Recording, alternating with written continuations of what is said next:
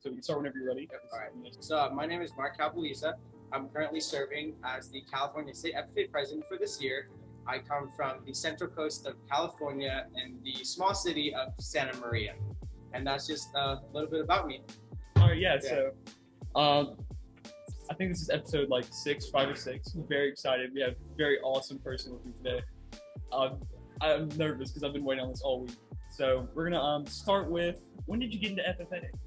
So as an 8th grader, I had an older sister who was an FFA, and she was just a year older than me. So she was very involved, and she was a green hand officer. She went to all of these events, and in California, they put on events by colleges, and my sister attended all of them.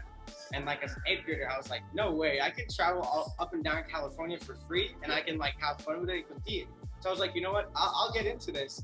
And I'll always remember the first time I stepped into my ag class, because I sat in the very back, and it was my ag biology class, and it was because it was a bunch of sophomores, and I was one of the only few freshmen. Yeah. I remember my ag teacher came up to me, and I had no idea like this guy would make such an impact on my life, right? And he said, oh, you're one of those people that sit in the back of the class. Don't worry, we'll change that throughout the year. And basically just kind of hit it off from there. My sister was kind of like a mentor to me. I always tried to follow her footsteps, and it was amazing having her because like I felt prepared for all the things that I did. And from then on out, I got more involved. I competed in everything that I could, and you know, here I am today serving like our California association. So it's pretty cool, yeah. That is really cool, you know, coming from California all the way to Minneapolis for something like that. And probably, I don't even know, because I'm not a president. Probably a great honor. So through FFA and Ag, did you like gain a better understanding of agriculture and technology, that kind of thing? Oh yeah. So I was originally born in the Philippines, and if you kind of don't know where the Philippines is, geographically it's like under South China. Yeah. Or it's under China, like in the South China Sea in the Pacific Ocean. And I moved from the Philippines to America here when I was 9 years old. And what my grandparents used to do back home is they used to farm. Yeah. But as a little kid, I didn't really fully understand what was going on. So it was because of like my ag education and being involved in FFA was where I could truly embrace what my grandparents did, what my generation, like what my family did beforehand, and how that impacted me today. Like I know, like because of FFA, my competitions and just learning about it in the classroom, I wouldn't have such a great respect for my grandfather. And I know like we'll call them like every week, like every month, or as often as we can. It's always like, how's the farm coming along? And now it's great because I'm able to talk to them and actually learn about the issues. Yeah. And especially in the Philippines, there's not a lot of technology out there yet. So it's fun informing my grandfather about like, oh, like, dude, you have no idea about these drones, these airplanes that spray pesticides. And he's like, what? Yeah. And it's really fun seeing like his mind, like his gears click, and him being like, oh, like, I wonder what I could do. Like, is there any way I can make that technology possible, even if I obviously don't have like that high tech, like, you know, smartness. So I think it's been a great opportunity for me just to embrace more about what my past looked like and how that affects me now. So yeah, I mean, FFA it connects you to like so many different things that you don't even know is possible. So yeah. Yeah, I've said the thing, I don't know what you mean. I've said the same thing to my advisor, Mr. Riley, all the time, how I've grown as a person and all kinds of things just from taking ag, not even FFA, but and then you kind of move on and you start to gain these things and understanding. It's really cool. So being the president of California, have you noticed anything in your state that's changed while you've been in office, or have you had made any advancements or like that kind of thing? I think definitely the biggest thing was, I think just the amount of representation that we've had in California. Right now, I think California is a very diverse membership, and the biggest thing about it is that students across our organization are seeing people in places of influence that look like them. And I think that's such like a great thing, because for me as an Asian American in FFA, I didn't really see a lot of role models growing up, or people just that look like me in general. So seeing more people that I met, like getting more involved, seeing a bunch of like different ethnicities kind of just represent one another, it felt really great. And especially since my freshman year to now, where my state officer team comes from different backgrounds, whether that's socioeconomic, just the different perspectives that they had in ag, and obviously like our ethnicities, it's been a really great opportunity just to see the growth of California FFA and how much we've done in making sure that we continue to progress forward. We continue to make sure that the people around us feel welcome in the Blue Jacket. And honestly, that's been the best part about being in this organization. So it's pretty cool, yeah. Yeah. So that's honestly really great. You said that you're trying to bring in more diversity because California is a diverse state. Yeah. And for them to see that the people like them are taking these actions and being a role model, as you said, for other generations, it's really cool. Probably awesome. I don't know how to respond to that. It's just a great thing. So it's Nationals Week. So what have you been doing this week? How's it going? So so obviously we've been doing just some delegate work so far, just trying to figure out what things can we recommend to National FFA. Last summer, I think this past July, 2 state officers from every state went to go to DC at the State Officer Summit, where we kind of talked a little bit more about what it means to advocate for agriculture. And we kind of set ourselves up in order to form these committees and lead them. So the past 2 days, I've kind of just been a group discussion leader and the teacher agri-retention recruitment committee. And basically we're just talking about like, how can we make sure that we're able to keep up our recruitment strategies for ag teachers, but at the same time be able to keep them? Because right now the biggest thing is there's an ag shortage in the country. Like there's no denying it. And a lot of teachers are leaving and after their 5 years, and we're trying to figure out why is that and what things can we do. So far, obviously we talked about that topic. We've done some work around that and trying to make sure that the things that we can recommend to National FFA, which will be happening during the business session tomorrow, like trying to improve that. But we're trying to make sure that obviously National FFA realizes that this is what our voice is, and like this is some of the things that we want to see happen, and hopefully it happens, you know. So like so one of the things that we want to recommend is they have this program called Ag Teacher Ambassadors, and basically they'll partner veteran ag teachers with current ag teachers, and basically it'll be like phone calls with them being like, hey, how y'all doing? Do you need any help? And it kind of just prepares them and makes sure that there's kind of a friend out there for you. Like I know for me, like if I was an ag teacher, I'd love to be in Teach Ag, like in the Ag Ambassador program, because like who wouldn't want a friend to be near you? Who wouldn't want, like you want to be able to talk to someone and like your feelings and your emotions feel validated. So that's something that we want to expand further on through National FFA, and you know, hopefully all those things turn out positive and they pass. So that's the goal for now. Yeah, it's a really great thing because the ag teacher shortage, and maybe it'll inspire more people to go into that field of teaching. Yep, exactly. Definitely needed. Is there anything that y'all have done around the city, just as like just stuff as a group to work together? Yeah. So for us, it was kind of hard for us to just get together as like a delegate group. So we kind of had a little mishap. So obviously California is huge, and one of the things we didn't want to do is we didn't want to make students from down south drive like 7 hours north in order to make the flight. So we flew out of 3 airports, and one of our airports, the flight got canceled, and they didn't fly out until 10 o'clock p.m. that night when they were supposed to leave at 6 a.m. And they didn't get here until Monday at 5 o'clock in the morning, and our first business session was at 10 o'clock.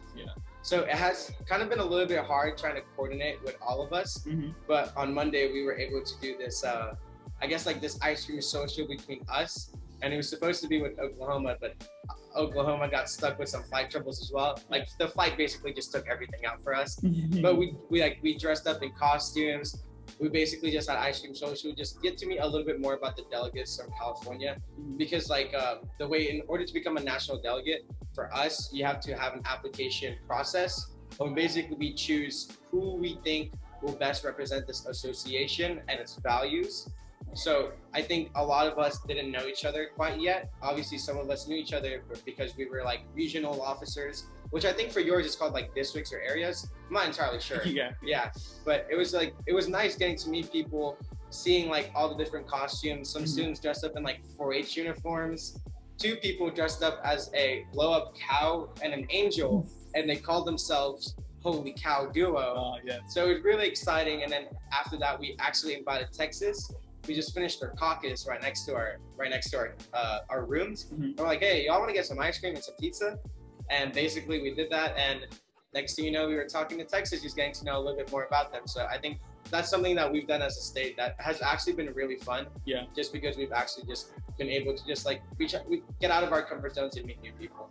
Yeah, that's the one thing about national convention is so many states come together to one area. You get to meet so many different people from different states, and it's cool to see how we're all different. And I think the best thing about that is like I wouldn't have met you if it wasn't for Peyton, who I met at Summit. And I think the best thing about DC is how willing everyone is to be able to just be like, hey, you want to meet my friend over here? And be like, oh, hey, come meet my new friend over here. And I think it's just like, it's so easy to make connections here and find the common ground, because obviously we're all here for one reason. That's because we love the FFA. And, you know, maybe we're trying to see if our national officer candidate wins and stuff, but obviously it's like, it's that one passion, and it brings everyone together, which is so cool. It really does, yes. When Peyton went to DC for State Office Summit, he told me that, because I was like doing the podcast, it was just a few weeks ago I had started. He's like, I met this dude, very cool, you should do him. And I was like, yeah, for sure. I love meeting new people, especially somebody from California, which I've never been. Yeah, that's awesome. Really cool. Because we were in small groups, and it was me, Peyton, and this state officer from Nebraska called Ellie.